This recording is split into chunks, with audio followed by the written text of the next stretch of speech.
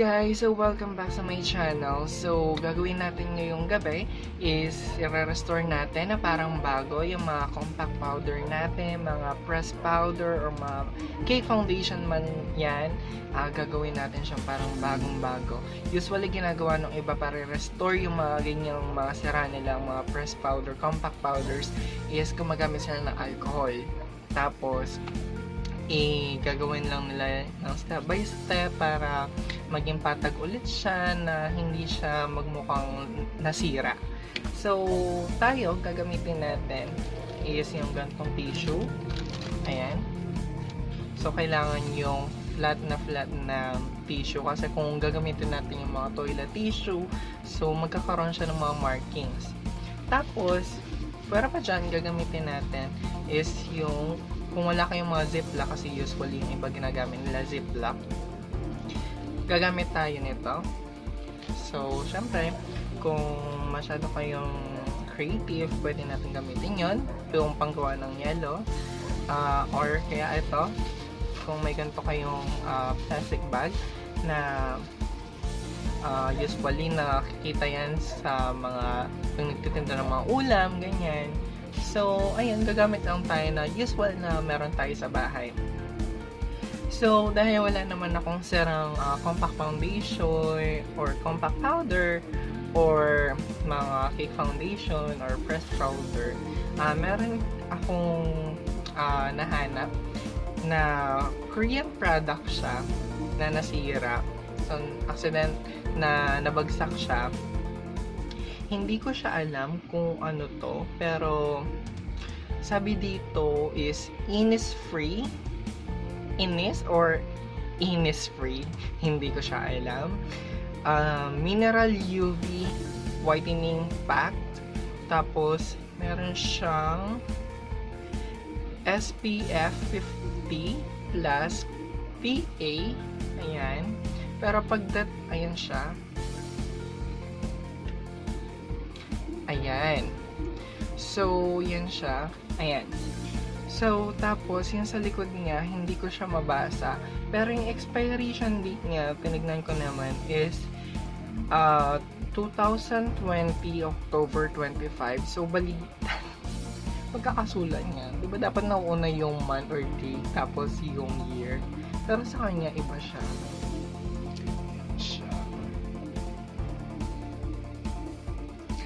Ayan, nakikita ba? Ayan siya. So, hindi ko siya mabasa. Pero, carry lang. Hindi pa naman siya expired. So, pwede natin siyang i-try. Total sample lang naman. Para mag-restore tayo ng foundation na sira. Ngayon, gagawin na natin yung step by step. So, tingnan nyo na lang. So, ayan guys. So, gagawin natin. Medyo itak-tak lang natin kasi para hindi mahuhulog yung mga nabasag na mga powder kasi sayang naman siya.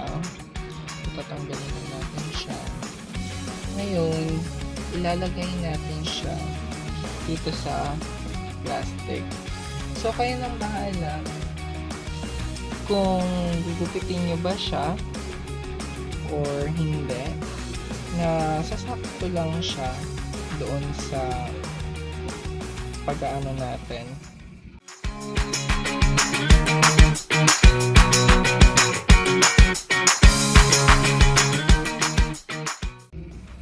Ngayon, ipasok niyo siya doon sa plastic, yung foundation.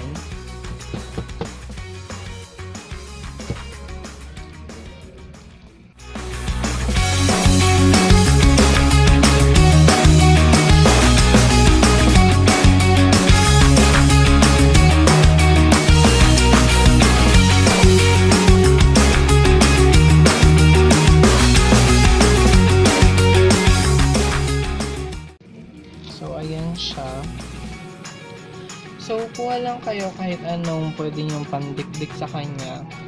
Pwede rin naman kahit ano. Basta flat lang siya na pwede nyong pandikdik. So, siguro ang gagamitin ko is itong screwdriver natin. So, yung pinaka dulo nito, ito yung pangdidikdik natin. So, siguraduhin nyo na walang matitirang buo-buo dun sa foundation or dun sa powder na gagawin natin.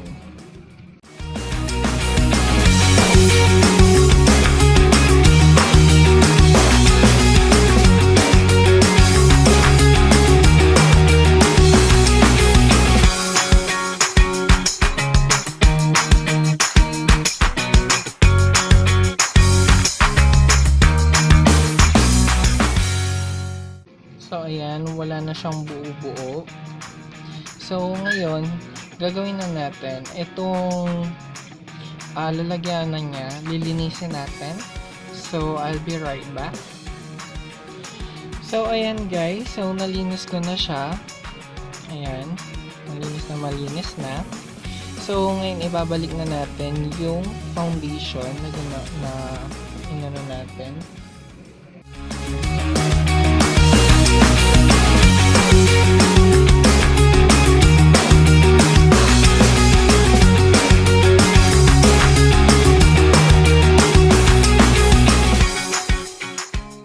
So, ayan. So, gagawin na natin ngayon is papatagin na natin siya. Ayan. So, kung kahit toothpick man lang yung pang-ano niya.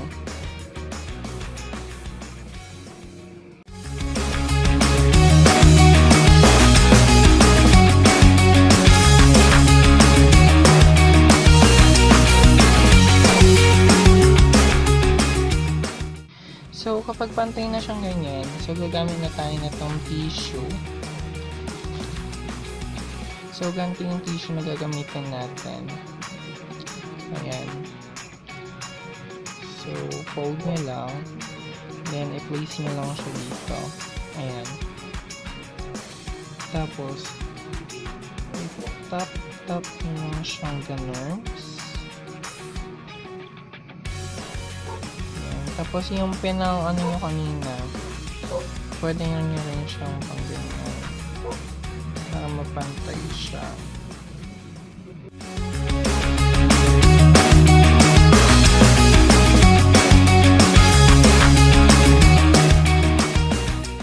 So kahit wala siyang alcohol, magagawa natin siya guys. So mas makakatipid tayo. Magkano na mga bilihin ngayon? Kakaloka na.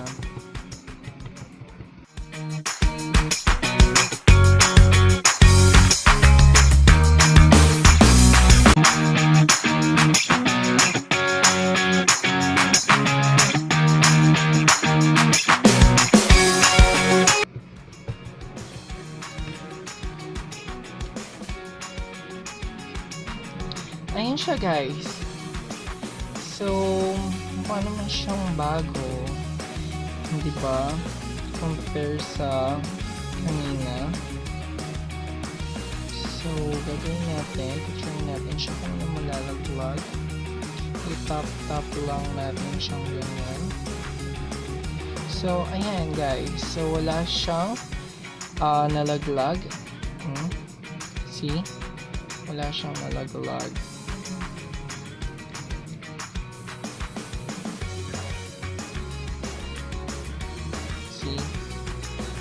Ayan. So, ganyan na yung ano natin, foundation natin.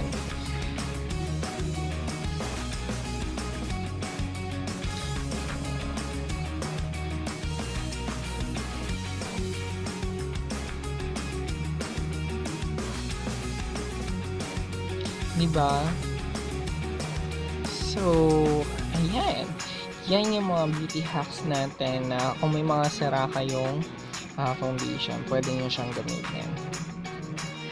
So, ayan guys. So, natapos na natin yung step by step na ginawa natin para ma-restore yung foundation na yon. So, ganun lang siya kadali guys. So, kahit sino pwedeng gumawa niyan, lalo na kung medyo nagtitipid tayo. Tingnan nyo naman. Diba?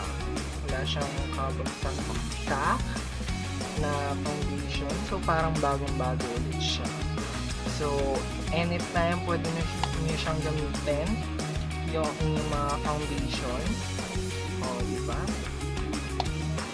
So, ayun lang guys. So, next time, gumawa tayo ng iba pang mga restoration ng mga makeup. So, if you have any questions and suggestions, just comment down below. And please don't forget to subscribe to my channel and like and share my video. So, next time ulit guys. So, mag-iisip ulit ako ng mga bagong pakulo na pwede natin gawing mga kagaguhan sa mga next videos natin. So, don't forget to follow me to my Instagram and my Facebook account. So, goodbye guys. See you to my next video. Bye!